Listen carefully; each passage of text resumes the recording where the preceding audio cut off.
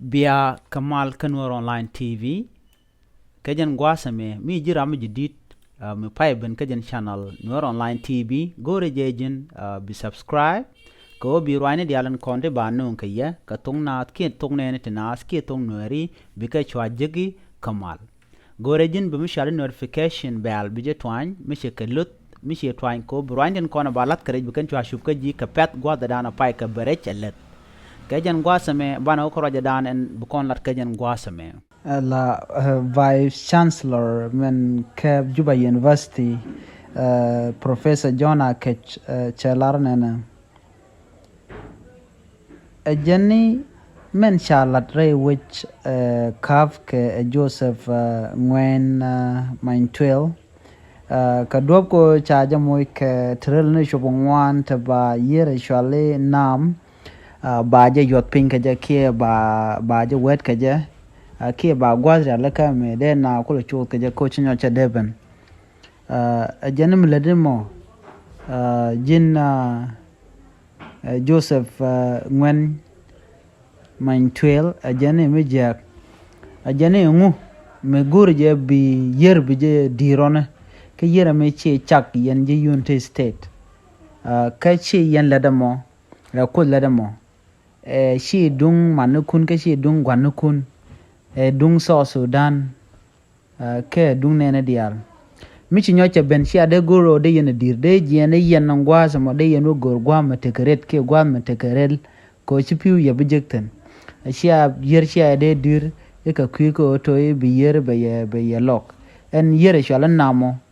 ke legno mone kene legno cherma ken yedaro river Naam kene legno toto shigi nyin kun ken kenying kondial kenying nguen mon ala United State kum United State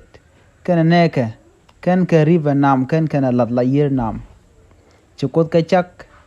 ke chukot na latin ngwazum miche tiang an yer mo ka nyoch ci de gagnija de jien jinten de rodo moy ka islandu ke ko gwadu mitekret ke dolu metal piu de ruten ka de ru chongten ngwazo mo de ri nyoju de ri ogang ci yer ci de dredging ke ci de goro de ri jagak lo ci yer ci flow ke ci jal namo rien mishalat wude shala Professor John Akec Läär ja kwar United State ni Dr. Joseph nguen manytuil ka mandana chogoren en Dr. Joseph nguen manytuil no e ka kor nin dang dogoto e be yere be je tet riba Naam ba je ala ka lo reke bintiu legno kana jen yer da dien man woka bar gazal jene kan to yer to bagari ala ka kan dial ko shinyo chebeleben namo chaja look Professor John Akec no mona cha Professor cha kulu jogane Ramadan la Vice Chancellor cha jojin ngum ladno to yer to cha de te ke cha de ga jin de ten jin ko milano to bijieno gwala do ko kan yo pendaro kan ka yorpin ngu ci dier jin kana mo neme ne ti dier ge tek dien jin dier ke tek gomi bijien guje de ne yer pala chine yele ka jin gomi jin bijien gwala do e ko cha je kam yoko ngum ladmo jin ne de ke liu gwan tegdo